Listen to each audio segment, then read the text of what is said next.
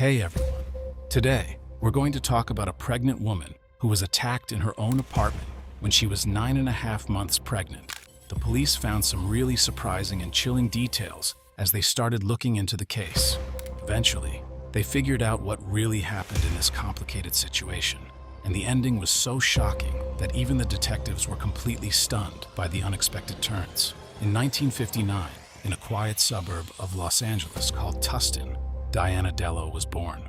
Her dad was in the military, and her mom worked at a small clothing factory. Diana used to work with her mom at the clothing factory.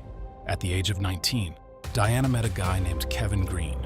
Kevin served in the Marines, working as a helicopter mechanic at the nearby base. One day, she was at a bar with her friend when some men started bothering them. One of the men was being too pushy, so Kevin decided to step in. Kevin did well and made the guy go away. Diana was very thankful and offered Kevin a drink to say thanks. A few days later, they went on a date, and things moved pretty fast from there. At the time, Kevin was already married, but he was in the process of getting divorced. Meanwhile, Kevin and Diana moved into the same apartment, and she became pregnant.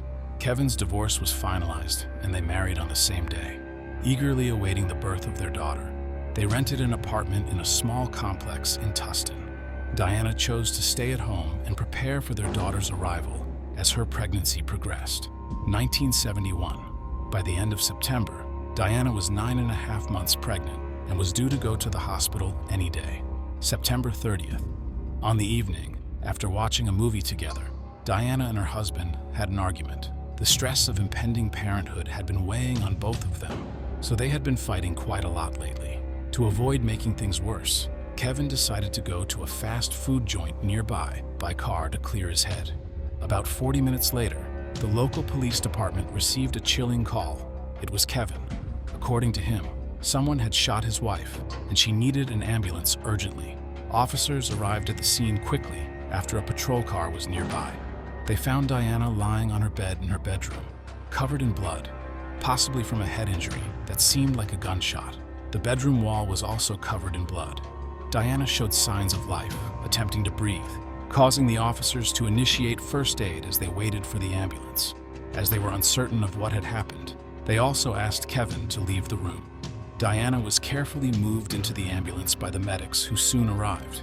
They initially thought she had been shot, but it was later discovered that the wound was caused by blunt force trauma. Kevin wanted to go with his wife, but the police denied his request. Taking his statement was necessary, and they were considering all the possible scenarios, including his involvement in the attack. It was clear that Kevin was in a state of shock and was having difficulty understanding what the officers were saying. Even he tried to get in the ambulance, but was stopped by them. As the ambulance drove away, he regained his composure and finally told the police what had happened that night. Kevin stated that his wife and he had a fight, so he chose to go to a fast food shop to eat burgers and calm down. After leaving the apartment, he realized he had left his keys inside, but decided not to return for them. He closed the door and walked to his car. Kevin also mentioned that not far from their apartment complex, he saw a van had its back door open and an African-American man was walking back and forth to it. It was around 2 a.m. It seemed odd to Kevin. He drove to his favorite fast food place, but faced a long wait, so he decided to go to another location from the same chain a few miles away. He went home after buying some burgers, which took him about 40 minutes. Kevin found the front door to be open when he arrived. He rushed inside and heard strange sounds like someone snoring. Upon entering the bedroom, he found Diana covered in blood, struggling to breathe, and called the police right away. Some parts of Kevin's story immediately raised questions. For example, he chose to eat burgers in the middle of the night, which seemed strange. 40 minutes trip, which was quite long considering that it was a small neighborhood. Also, officers found the food was still warm in the fast food bag. The receipt contained the restaurant's address and the time of purchase, verifying his account. The police let Kevin go to the hospital to see Diana, but they asked him for a blood sample first. Back then, they couldn't compare DNA, but they could check if his blood type matched the blood found at the crime scene. At the hospital, doctors discovered Diana's head injury wasn't a gunshot wound. They thought the attacker might have used a small, heavy object like a piece of wood to hit her multiple times. Diana fell into a coma, Doctors worked hard for hours to save her and the baby. They managed to make her condition stable, but she still needed surgery. The investigation took a disturbing turn. Police asked doctors a chilling question: had Diana been sexually assaulted? This was standard procedure in such cases, but something about the way they found Diana also made the officers suspect a horrific attack. Their fears were confirmed. Medical experts found evidence semen on Diana's body. Who could have done this, and why? However, there were a few complications. Kevin told police he and Diana had sex earlier that night, just before their fight. Back then, they couldn't compare DNA, so even if they found evidence from the attacker, there was no way to tell for sure who it was. This threw a wrench into the whole case. All through the night, Diana's family and Kevin's relatives waited anxiously at the hospital. The tension was thick, and everyone prayed for a miracle. A crushing blow came in the morning. Hospital monitors shrieked, alerting everyone to a sudden decline in the baby's condition. Despite the heroic efforts of the doctors, the tiny girl couldn't be saved. Meanwhile, Diana underwent surgery after the baby's passing, and thankfully, her condition improved. She remained unconscious, but doctors were now optimistic about her survival. However, the trauma she endured was severe, and a full recovery seemed unlikely. The investigation shifted into high gear. With the baby's death, this was now a homicide, and the local police department threw everything they had at catching the monster who attacked Diana. Kevin claimed he was innocent. He told detectives his story: the fight, the fast food run, the unlocked door, even the strange man he saw. But the cops weren't convinced. Too many things didn't add up. The fight, the unlocked door, the long fast food trip. It all seemed fishy. And what about that suspicious guy in the middle of the night? It was a convenient story, but was it true? Detectives needed proof, and right now, Kevin was walking a tightrope. But there was no evidence against Kevin yet. The police already had another suspect on their radar. A year before Diana's attack, a string of crimes with a disturbingly similar pattern had plagued Tustin and nearby towns. December 1978. Terror struck Tustin. An unknown attacker broke into a 17-year-old girl's apartment, using a piece of wood as a weapon in a brutal assault that ended her life. 4 months later, history repeated itself.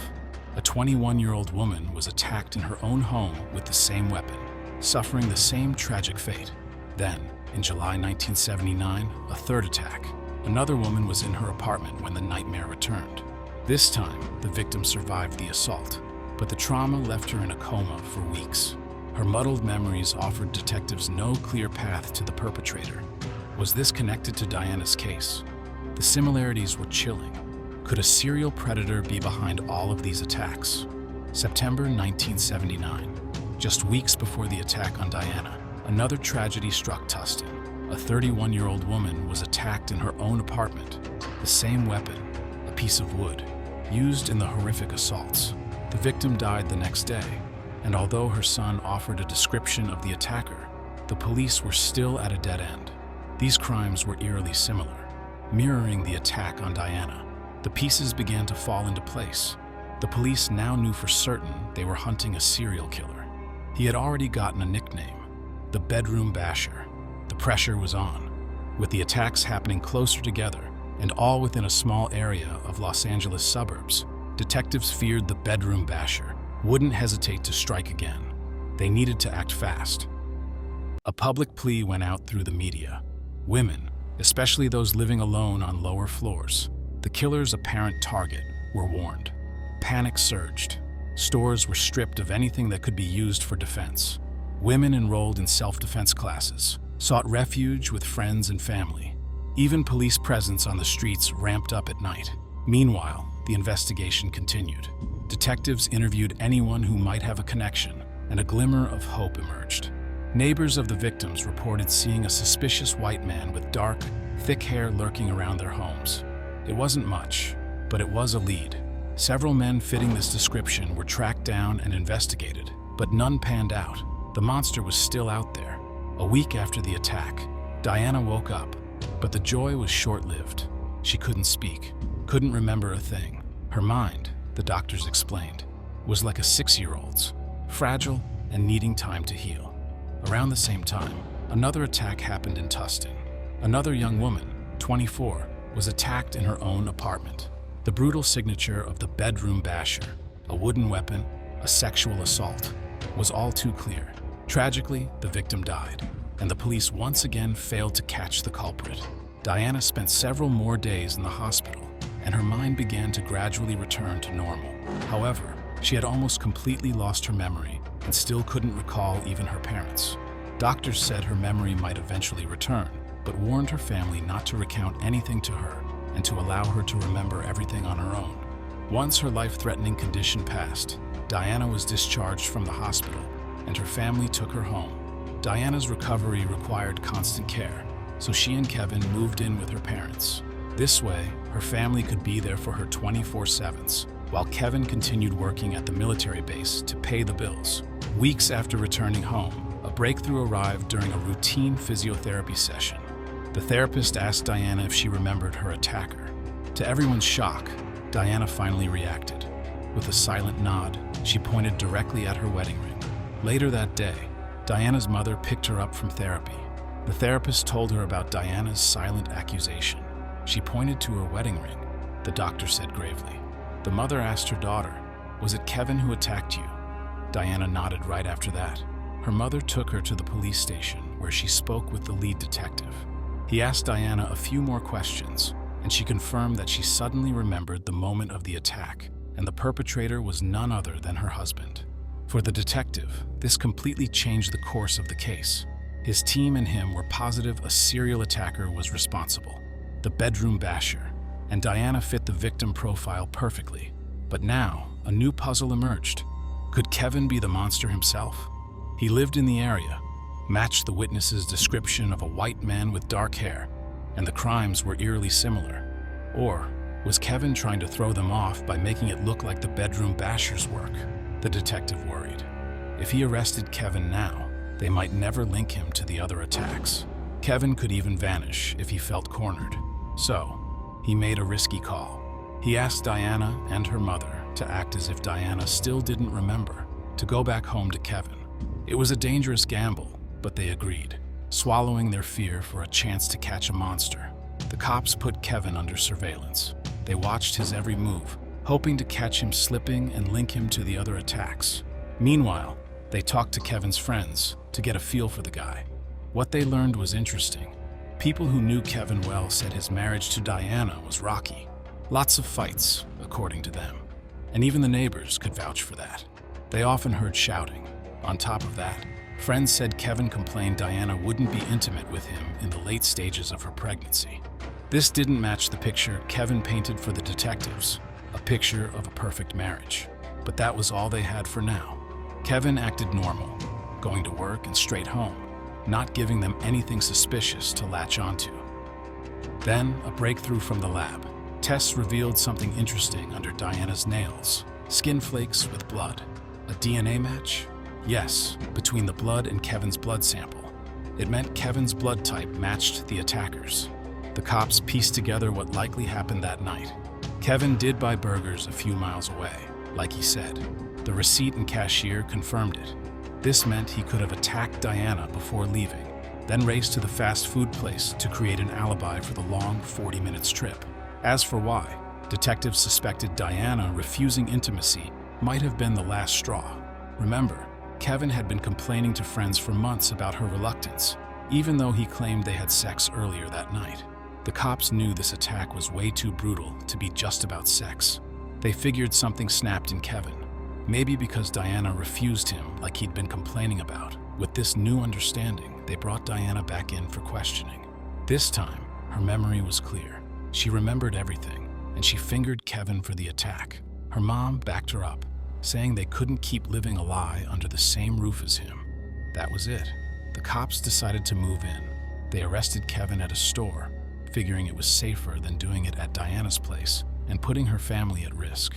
Kevin stuck to his story, though. He wouldn't budge, claiming everything went down just like he told them before. Preparation for the trial took 10 months. During that time, Diana kept getting stronger. She slowly regained her speech, though it was still a struggle. Doctors evaluated her thoroughly and agreed. Her mind had healed enough for her to be a credible witness. In court, Diana took the stand. Her voice, shaky but firm, identified her attacker, her husband, Kevin. Kevin's defense clung to the fast food alibi, but it was a weak argument against Diana's first-hand account. In November 1980, the jury delivered their verdict. Kevin was found guilty of murdering his unborn child and assaulting his wife. He was sentenced to 15 years to life in prison. Regarding Kevin's possible involvement in other murders and assaults, detectives noticed something interesting. Before Kevin's arrest, 2 more similar crimes occurred in their county, but both victims survived. They still hadn't been able to identify the attacker, so his identity remained unknown. But after Kevin's arrest, the attacks suddenly stopped. Before that, the bedroom basher committed his crimes quite frequently, sometimes with only a few weeks between them. But once Kevin was arrested, there were no more similar crimes at all. Right after the sentencing, she ended their marriage with a divorce. Kevin didn't fight it. Healing was slow and hard. The attack left its mark. Diana's brain mostly healed, but some things were different forever. She couldn't hear or see as well as before, and talking was difficult. As for Kevin, he continued to insist on his innocence for years. His time in prison wasn't easy. Other inmates repeatedly attacked him for killing a child, and Kevin ended up in the hospital multiple times. When he had the opportunity to apply for parole, the commission denied it. Over the following years, he received 3 more denials. The main reason for these decisions was that Kevin had never admitted his guilt, which was seen as a lack of remorse. Years later, when DNA testing became a bigger deal in catching criminals, Kevin tried again. He wanted the old evidence tested against his DNA, but he didn't have the money to pay for it, so the request got denied. Then, the police decided to take another look at the bedroom basher attacks. All this time, evidence from the victims, including bits of the attacker's DNA, was just sitting there in storage. Now, with this new technology, they could finally see if all the attacks were connected, and maybe even identify the culprit. Kevin was still their #1 suspect, but when they finally got the DNA profile of the real attacker and put it in the system, something surprising happened. Tests on old evidence matched another guy, Gerald Parker. Parker got arrested the same year as Kevin for attacking a young girl in their town. They caught him fast, but police didn't connect him to the other attacks because they seemed different. The bedroom basher attacked women at night in their homes, but Parker grabbed his victim on the street in the daytime. Parker's been in prison ever since, and he was getting out in just a few days. Parker's DNA matched the evidence in all the cold cases. This made detectives remember Diana's attack too. Even though that they'd already caught Kevin, they always thought it might be linked to the other attacks. Now, with the DNA evidence, they knew for sure Kevin wasn't the bedroom basher, leaving them with just one question. Did Kevin attack his wife after all? It was a strange twist. During his service, Parker was stationed at the same military base as Kevin. And, interestingly enough, Parker also owned a dark-colored van. Remember how Kevin, way back at the beginning, mentioned seeing a black man near a dark van on the night of the attack? This made detectives wonder, could Parker be the one who attacked Diana? The news hit Kevin hard. The prosecutor himself came to prison, spilling the latest on the bedroom basher case. It turned out all the evidence pointed to another guy, Gerald Parker. Kevin, who'd been trying to prove his innocence for years, readily agreed to a new DNA test. Detectives raced against time, putting together a case against Parker while he remained behind bars. They hadn't charged him yet, but a little chat might shake something loose. Parker began to deny his involvement in the series of crimes. So, the detectives changed tack and focused on Diana's case. They dug into Parker's past and found something interesting. After his arrest, he'd bragged about how great the military was. The detectives saw an opening. They grilled Parker, playing on his supposed military pride. How could he let another soldier take the fall? They pressed. The pressure worked. Parker cracked, blurting out that someone else was indeed in prison for his crime. He went on to confess. He admitted driving to Kevin's house that night in his van, just cruising and looking for victims like he always did. But this time, things went off script. He heard yelling from Kevin and Diana's place, then saw a man leave without locking the door. Parker seized the opportunity, snuck in, and attacked Diana. He claimed he didn't know Kevin, that they were on different parts of the base. The dam had broken. Parker confessed to everything, 6 murders and 3 other attacks. With a confession in hand, the police needed proof. DNA tests confirmed Parker's guilt and cleared Kevin's name. A terrible ordeal, but at least the truth was out. Kevin got good news. The prosecutor said he'd be free soon. A few days later, Kevin walked out of prison. 16 years gone for a crime he never did. The injustice of Kevin's case sparked outrage. Not only did an innocent man lose 16 years of his life, but the real culprit remained free for so long. There was a glimmer of hope when Kevin was finally released. The state offered him $10,000, a meager sum considering the ordeal. Thankfully, years later, he received a more substantial compensation, $100 for each day stolen from him, totaling $620,000. But the story didn't end there. Even after being cleared and released, Diana wouldn't accept Kevin's innocence. All along, she insisted he was her attacker. But now, faced with the DNA evidence pointing to Parker, her story changed. Diana claimed a terrifying double assault. She said Kevin attacked her first, then left, only for Parker to break in and attack her as well. Parker, on the other hand, maintained his confession. He insisted he found her alone and showed no signs of struggle.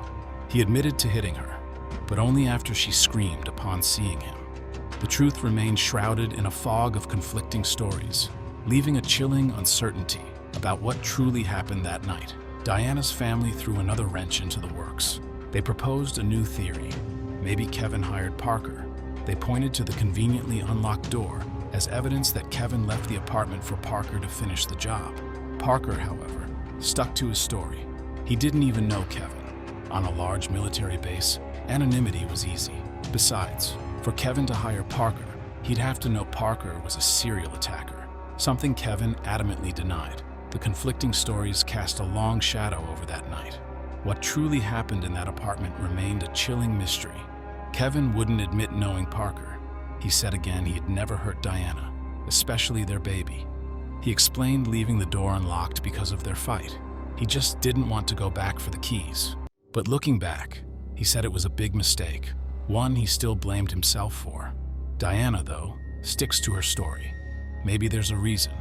The attack messed with her brain real bad. Doctors warned her family not to tell her the details when she woke up.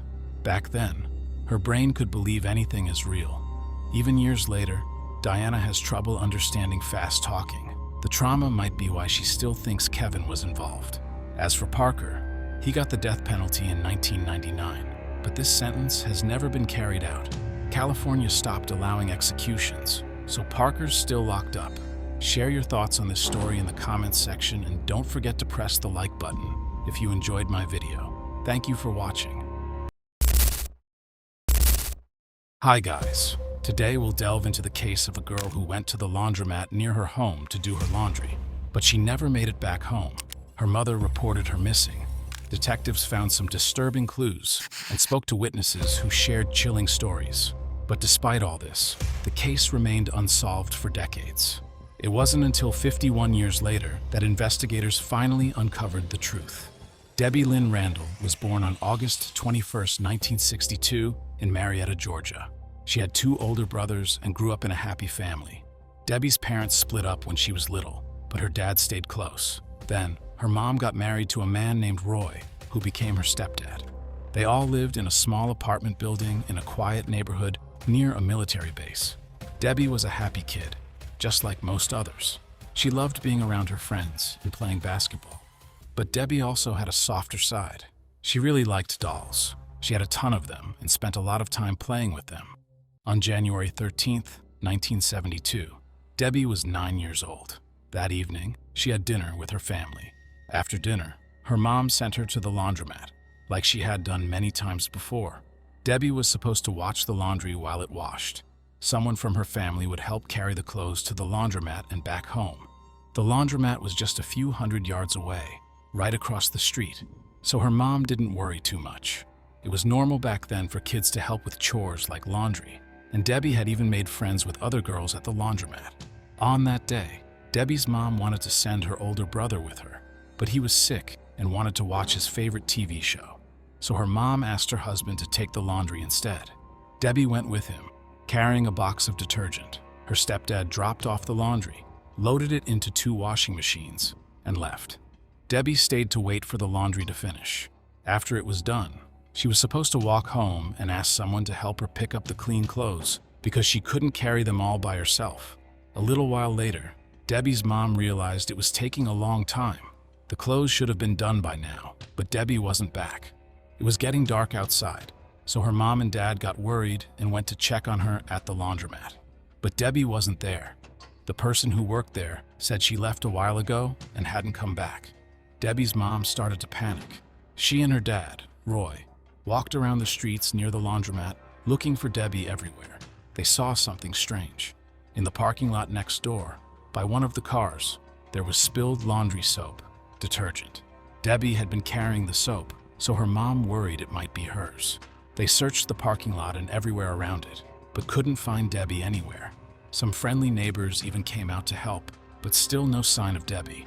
With no luck, Debbie's mom knew it was time to call the police for help. The police arrived and looked closely at the spilled soap. It was just a few steps away from a parked car. On the car door, they saw some clear fingerprints way lower than the door handle, which seemed strange. The police thought someone might have grabbed Debbie there and touched the car by accident. They carefully took the fingerprints and sent them off to be examined by fingerprint experts. They also tried to find the owner of the car to see if the fingerprints belonged to them instead. The police had no other clues, so they started searching the streets for anything that might help. They talked to the laundromat worker, who said everything seemed normal. Debbie had been waiting for her laundry, then left with the detergent, probably heading home to get help carrying the clean clothes. The police soon found the first witness, whose account immediately changed the course of the investigation. A girl named Sandra, who was 12 years old, came forward. She and her friend were walking to the laundromat with some dirty clothes when they saw something awful. A man grabbed a girl in the street, right near the laundromat, and shoved her into his car. The girl screamed and fought back, but the man shut the car door, jumped in, and drove away. He almost hit Sandra and her friend. One of the girls yelled after him, but the car sped off. This completely changed the direction of the investigation. Even though Sandra witnessed the whole thing, she didn't understand the seriousness of it at first. She thought the man might have been the girl's dad, or maybe another family member, just grabbing a grumpy kid who wanted to stay out. Because of this, Sandra didn't tell anyone about it. But now, knowing Debbie was missing, she realized what she saw was crucial. She told the police everything.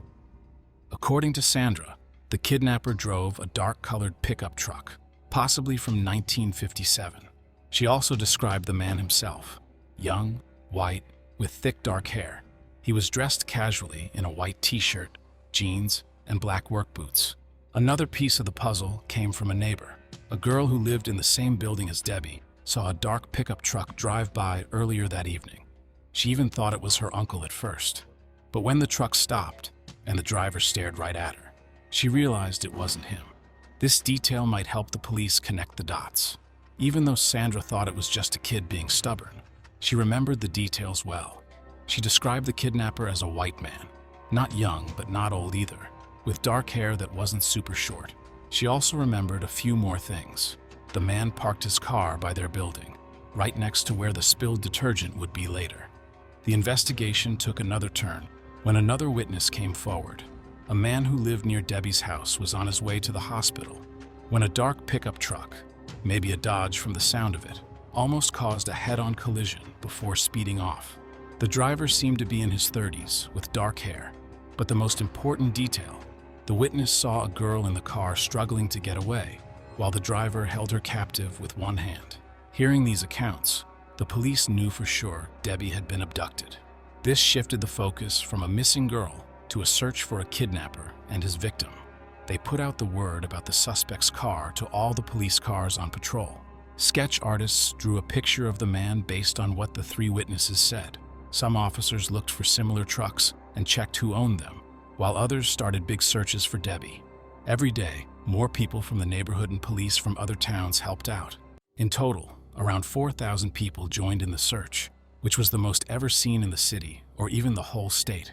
The police also looked into people who knew Debbie, like her neighbors, men only, her stepfather, and even her biological father. But none of them seemed suspicious.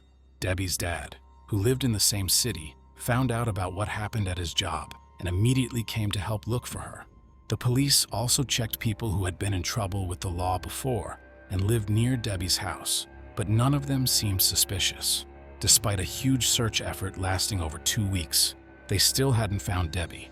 Then, on January 29th, some students helping with the search were sent to look through a wooded area a few miles away.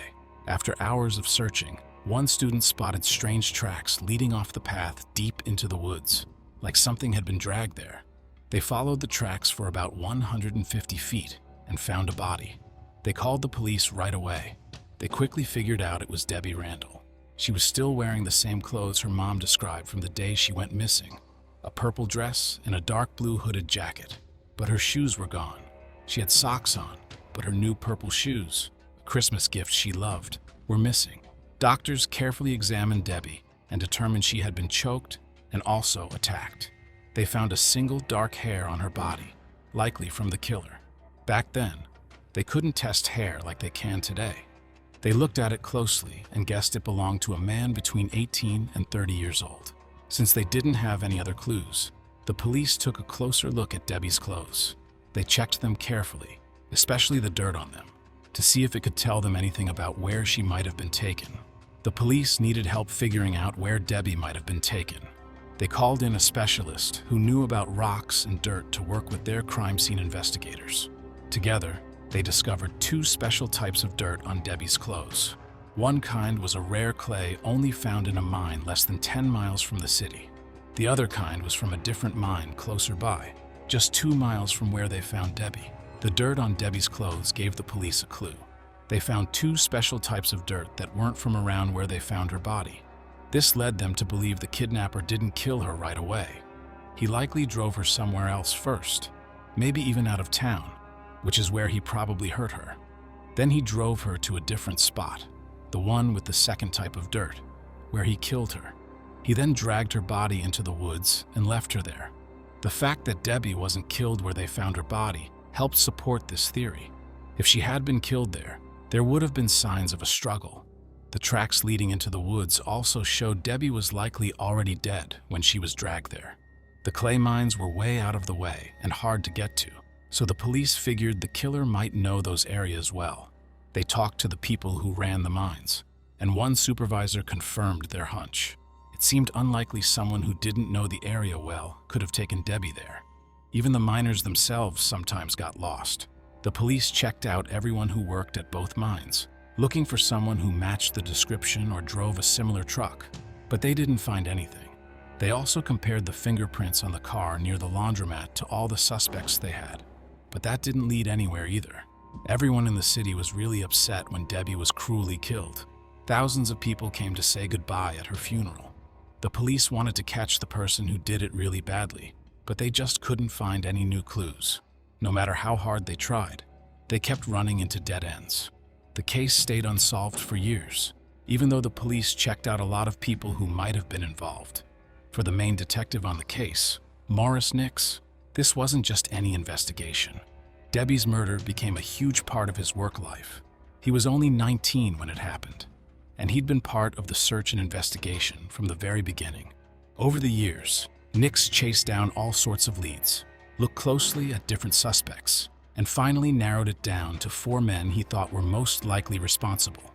When a new system for storing DNA information was created by the FBI, scientists were able to get the criminal's genetic code from the hair found on Debbie.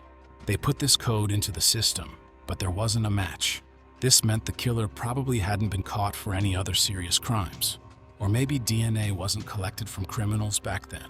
In 2015, things changed. It had been 43 years since Debbie was killed, but detectives decided to take another look at her clothes using new scientific tools. The clothes had been kept in a special storage place all this time, and experts found some tiny bits of material from an unknown man on them. Unfortunately, because it was so old, the information they got from this material wasn't complete. In 2018, Debbie's mom gave an interview. It had been years since Debbie's murder, and her mom had always hoped the police would find the killer. Debbie's mom couldn't stay in their apartment anymore because everything reminded her of her daughter. She moved away, but the unsolved case kept hurting her. All she wanted was for the case to be closed before she passed away. Sadly, that didn't happen. Just a few weeks later, Debbie's mom died of cancer at 78 and was buried next to her daughter. Sandra, who saw Debbie get taken when she was 12, also spoke out. She always felt terrible about it and wished she could have done something different. She even said she would have rather been taken herself than Debbie.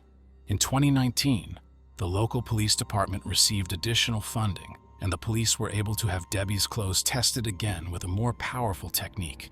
This time, they got a complete set of the killer's DNA, but it still wasn't in the FBI database. Debbie's dad also spoke out. He said he thought about Debbie every single day and kept a box of her photos, hoping to see her again someday. Sadly, he passed away in 2022, shortly after the interview.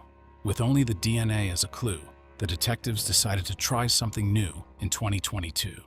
They contacted a special company in Florida that uses a fancy DNA analysis method to track down family members. The police gave them all the evidence they had collected over the years and waited for an answer. Experts created a genetic profile of the mystery man and started searching for his family in those online databases where people send their DNA info. Since relatives share bits of their DNA, the idea was to find matches with people who had already uploaded their information. Even faraway relatives might have some overlap. After sifting through thousands of possibilities, the detectives found a family living in Marietta that seemed connected in 2023. They reached out, and the family agreed to give DNA samples. The tests confirmed a close relative match to the killer's DNA.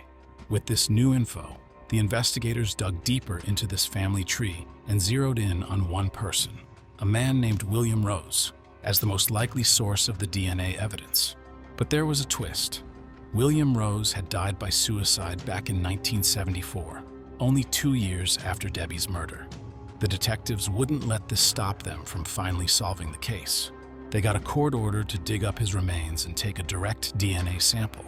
After 51 long years, the police finally had their answer. William Rose was Debbie's killer. No one had ever suspected Rose before. Back then, he was just a 24-year-old man. It turned out his family actually lived in the same building as Debbie's. This means he probably saw her around a lot. The police think maybe he saw Debbie leaving the laundromat that night and decided to follow her. They believe he might have pulled into a parking lot nearby, grabbed her, and then drove north, possibly towards an abandoned quarry in that direction. It seems like Debbie's murder might have been an impulsive act. Interestingly, there's no record of him ever committing any other crimes. The case finally came to a close, but Debbie's parents weren't alive to see it. Her older brother, Melvin, was the only one left. He attended the press conference where they revealed who the killer was. Melvin thanked everyone who had worked on his sister's case for so many years. He said he wished his mom could have been there, but at least she was now with Debbie in heaven. Share your thoughts on this story in the comments section, and don't forget to press the like button if you enjoyed my video. Thank you for watching. 2 girls vanished from the park, their bikes abandoned. The following years were a nightmare, a real-life detective thriller with twists that defied belief. Each new development only deepened the mystery, until finally, the pieces of this baffling case clicked into place. Laura Hobbs was born in Texas on September 25, 1996. After she was born, her parents had 3 boys. Not long after that, her mom and dad broke up.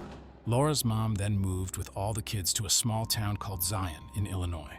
Laura really liked this new place. Her mom's parents, her grandparents, lived there, and she made friends quickly. On top of that, Zion was right on the edge of Lake Michigan, so she loved going there with her family. In the spring of 2005, when Laura was 8, her dad decided to get back together with her mom and try to be a family again. He moved from Texas to live with them. It was Mother's Day on Sunday, May 8th. Laura, her brothers, and her parents all went to the lake to celebrate and fly kites. They had a lot of fun. Later, Laura wanted to take a walk with her best friend Crystal, who was 9 years old. Laura and Crystal went to the same school and lived nearby.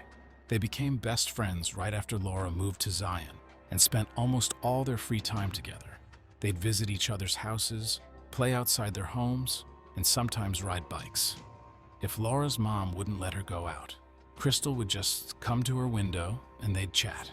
That day, they decided to grab their bikes and head to the park, which was only a few blocks away. They went there often because it was close by and had a long path for riding bikes. Even though they were young, their parents were okay with them going there alone. They knew the area well, and there wasn't much crime in the town anyway. The girls left for the park around 3 in the afternoon and were supposed to be home for dinner. But as the hours went by, their parents started to get worried. By 7 p.m., Laura and Crystal still weren't back, so their parents went to the park to call them home. They were surprised to find the park empty. They walked along the bike path, calling out the girls' names, but there was no answer. Soon, other family members and friends joined the search. They looked all over the park and even checked the streets in their neighborhood, hoping to find the girls. This went on for hours until it got dark. By 9 p.m., the parents feared something bad might have happened and decided to call the police. The police jumped in to help right away. They reached out to volunteer groups and got dozens of people to help search, along with dogs trained to find missing people. News of the girls' disappearance spread through the town, and even local residents came out to help look for them. The police searched the park first, since that's where the girls were supposed to be. They talked to other kids who lived near the route to the park and found out Laura and Crystal did go by. They even stopped to chat and said they were going to the park. At the same time, the police were also knocking on doors in the neighborhood, hoping someone saw the girls that night. They started putting up flyers with pictures and details about the missing girls. With each passing hour, it became more and more clear that something bad might have happened. It was already dark, and the whole town was looking for Laura and Crystal. But there were no signs of them anywhere. The search went on almost all night, with a break for the police around 4:30 a.m. Laura's father and grandfather couldn't give up hope and kept searching.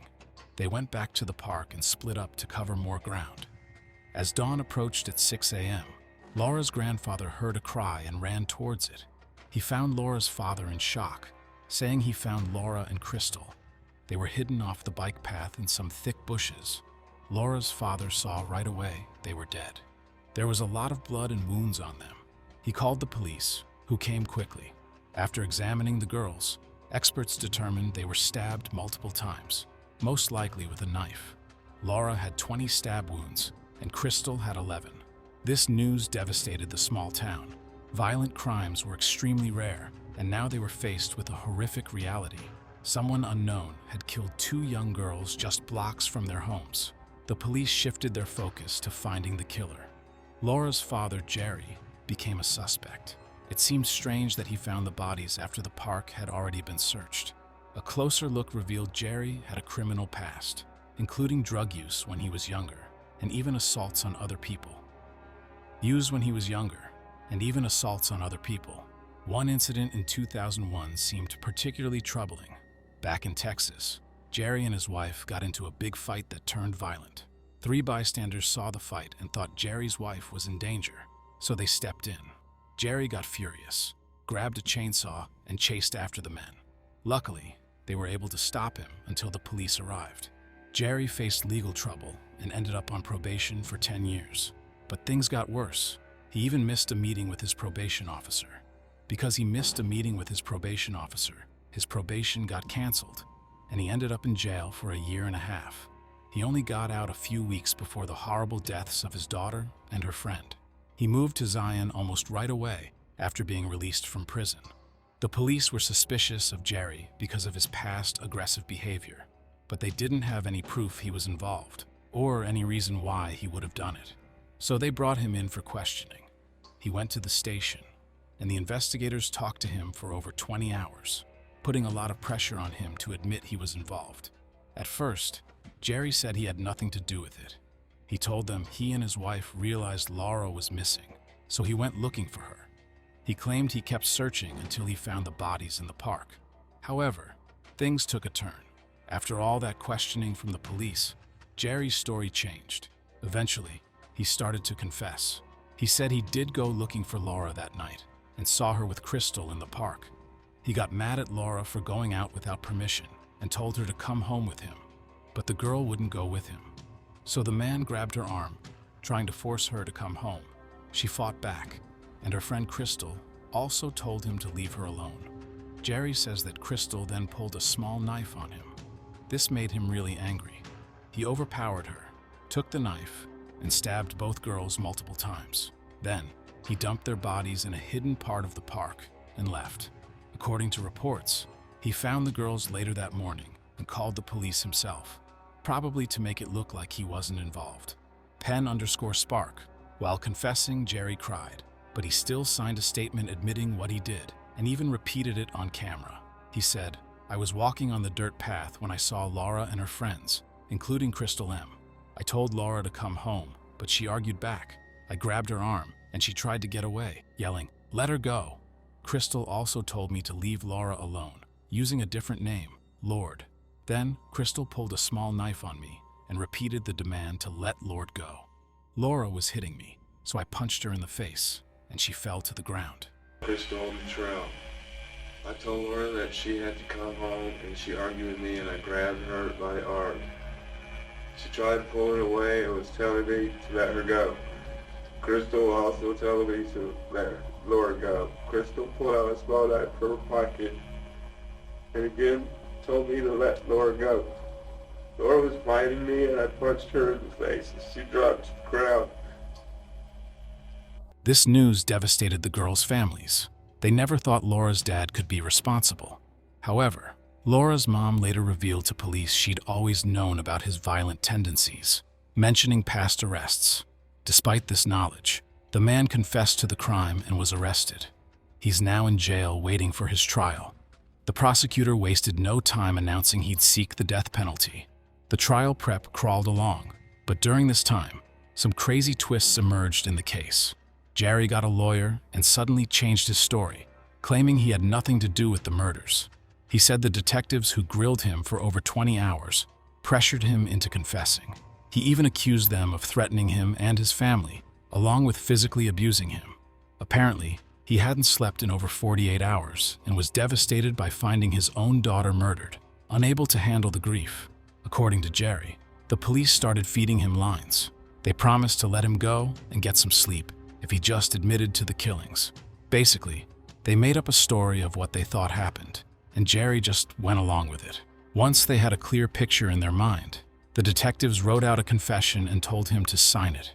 They even filmed him reading it off a paper. Jerry's lawyer demanded a review of the case, but the judge shut it down fast. The prosecutor argued that Jerry admitted to the crime willingly, and even repeated it on camera. Despite taking back his confession, Jerry still faced a full trial with a jury, which dragged on for years. Jerry's lawyer wasn't giving up. With no solid evidence against his client, he started digging. He discovered a major oversight. The medical examiners hadn't fully examined the bodies. They did the basics, swabs, fingernail scrapings, but then just stuck the samples in a fridge without bothering to test them. Jerry's lawyer fought to have this evidence sent to an independent lab for analysis. The prosecution resisted, but the lawyer won. Finally, in 2008, the tests were done, and what they found was a bombshell. Laura's body had DNA that wasn't hers, skin under her nails, and male fluid on her clothes, and in multiple places on her body, and none of it matched her father's. This clearly showed Laura had been sexually assaulted by someone else entirely. Crystal's body didn't have any foreign DNA, but there was no question they were both killed by the same person. Jerry's lawyer thought this was a slam dunk. He demanded his client's release and all charges dropped. But another blow hit them. The prosecutor wouldn't budge on the charges, calling the new evidence meaningless. He argued it could all be a coincidence. Apparently, young couples loved this park for some privacy, and according to him, that explained the semen, maybe from the grass or bushes. Even the DNA found inside Laura's body didn't faze him. Even though this whole situation made no sense, Jerry stayed in jail until his trial. The lawyer still managed to put Jerry's DNA sample in a big national database, but there were no matches. All they could do was wait and hope the real criminal would be caught eventually, because there was no chance the people accusing Jerry would be fair. 4 years later, far away in Virginia, a young woman named Amanda Snell joined the Army. Her family had a history of military service, which is why she decided to enlist. Besides her military duties, she sometimes volunteered at a nearby church, helping children with autism and other learning challenges. Amanda soon knew this was what she wanted to do for a living, so she planned to get the training she needed after her military service. On July 13, 2009, Amanda didn't show up for work, which worried her friends in the military. They went to her room and knocked on the door, but there was no answer. They found the door unlocked and went inside. The room was very neat, with the bed made and her things put away carefully, but Amanda was missing. When they opened the closet, they found something awful. Amanda's body was in a strange position, and she had a pillowcase over her head. At first, the doctors couldn't figure out why Amanda died, but later they decided it was because she couldn't breathe. She had been dead for more than a day by the time someone found her. There were no injuries on her body, and she hadn't been attacked. The police only noticed her laptop and tablet were missing from her room. When they talked to Amanda's parents, the police learned something strange. She got really bad headaches, and sometimes when the pain was too much, she would go into a dark room and put a pillowcase over her head. Since they found Amanda in her closet with a pillowcase over her head, the detectives thought it might have been a terrible accident, but they didn't completely ignore the possibility that someone killed her. They found a footprint from a man's shoe in front of her closet, but they couldn't figure out who it belonged to. So, the investigation is still ongoing, and the police are still looking for a possible killer. In February 2010, a 26-year-old woman from Arlington got off the subway and walked towards her boyfriend's place. In the middle of the street, a stranger came up to her, showed her a gun, and told her to get in his car. He grabbed her arm and even pulled out a knife, but the woman managed to fight him off. She threw her purse to distract him and ran to her boyfriend's house. He and his friends heard her yelling for help, so they ran outside and called the police. By the time the police arrived, the attacker was already gone. Luckily, the woman could describe what he looked like in a lot of detail. She even remembered what kind of car he drove, a tan Dodge Durango. The police used her description to make a drawing of the suspect and started looking for him. 2 weeks later, on February 27th, 2 women from Arlington were heading home after a night out with friends. When they reached their doorstep, a stranger snuck up behind them, showed them a gun, and demanded their wallets. The women told him they didn't have any money, but the attacker forced them inside the house and tied their hands up. Then he left the room for a bit, and one of the women managed to get her hands free. She grabbed a phone and called 911 for help, but the man came back quickly, stole the phone, and broke it against the wall. Then, he grabbed one of the women, dragged her outside to his car, and drove off. After driving for a while, he assaulted her, covered her head with tape, and choked her with a scarf until she passed out. Later, she woke up in the snow on the side of the road. People passing by found her and took her to the hospital, where the police met her right away. The woman described the attacker to the police and told them what kind of car he drove, a tan Dodge Durango. Strangely enough, just 2 hours before this attack, another woman had reported to the police. She said a man who looked exactly like the attacker and drove the same kind of car had approached her on the street. He tried to force her into his car, but she used a stun gun on him and got away. The police knew they were dealing with a really dangerous criminal who was probably attacking people again and again. They decided to focus on finding the car first, since it would be easier to track down using computer records. They checked with everyone who owned that kind of car, and it wasn't long before they caught a break. When they looked inside one of the cars, they found a student ID that belonged to the same woman who was left for dead in the snow. They even found one of her earrings inside the car. On top of that, they found the same kind of tape used to tie her up and a stun gun. The car belonged to a 21-year-old man named Jorge Isla Torres. He was in the military, stationed at the same base where Amanda Snell's body had been found months earlier. Even creepier, he lived in the same apartment building as Amanda, just a few floors down. When the police searched his room, they found a gun he had bought less than a month ago, along with a lot of bullets.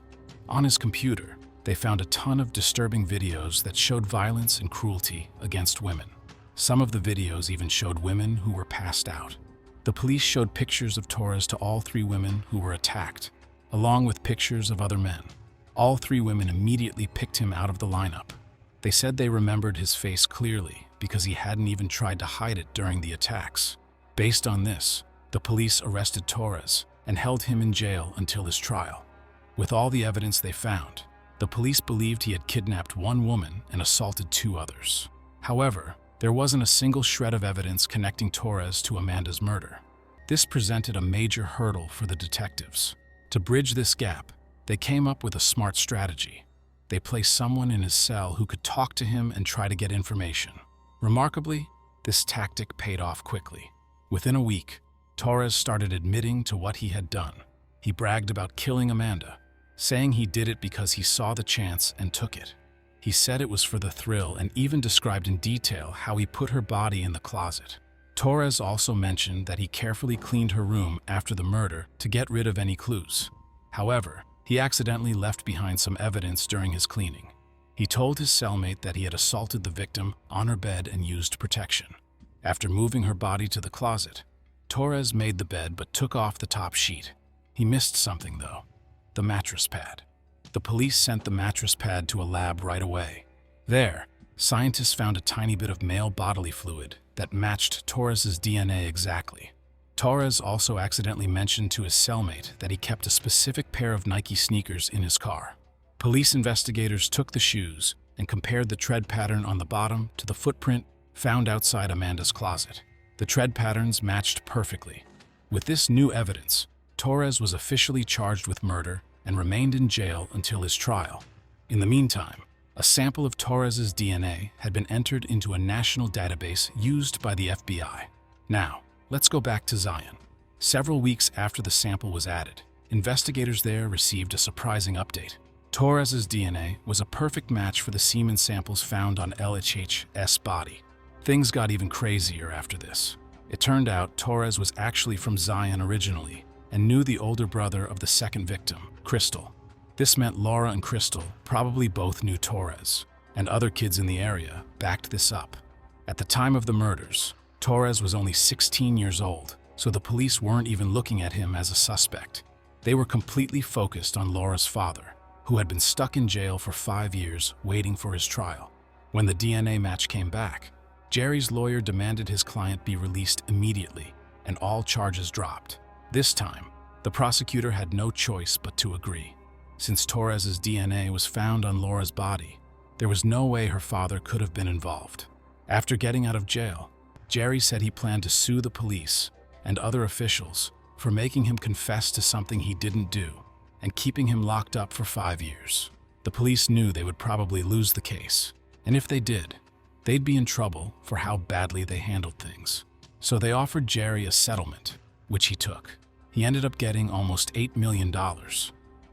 Meanwhile, the trial for Torres in Virginia finally ended 4 years after he was arrested. He never admitted he was guilty, but the jury all agreed that he was. He was sentenced to death for killing Amanda and for trying to kidnap 2 women and kidnap another one. He also got 5 life sentences, plus 168 years in prison. Right after that, he was sent to Illinois to stand trial for the murders of Laura and Crystal. At first, Torres said he wasn't guilty, and his lawyer argued that the evidence at the crime scene wasn't strong enough to convict him. But Torres was in a tough spot. He could face the death penalty, and even if they didn't kill him right away, which happens a lot, he'd never get out of prison. So, he made a deal. He agreed to admit he killed the girls in exchange for spending another 100 years behind bars and getting moved to a different jail because he felt unsafe in the one he was in. The deal didn't require him to tell everything, just to say he did it. Because of this deal, Torres is still in prison waiting to be executed, but it hasn't happened yet. The police officers who pressured Jerry into confessing to something he didn't do never faced any punishment. Jerry's life, however, was forever changed. He started using drugs and got arrested again for resisting arrest. He even escaped jail for a while, but was caught and sentenced to 2 more years in prison. He couldn't go back to his family and ended up living in Texas after he got out. In an interview, he said the false confession ruined his life. When asked why he confessed, he simply said, "I found my daughter dead. They didn't have to do anything to make me break. I already was." The whole case sparked a lot of anger at the local police and prosecutors from news outlets and the public, and for good reason. If they hadn't gotten stuck on one suspect and actually done a careful investigation from the start, they might have caught the real criminal much sooner. Because of their mistakes, Another woman was killed, and 3 others were attacked. And that's just what we know about. Thank you for watching this video. What did you think of this case? Share your thoughts in the comments below. And if you enjoyed the video, hit that like button and subscribe for more true crime content.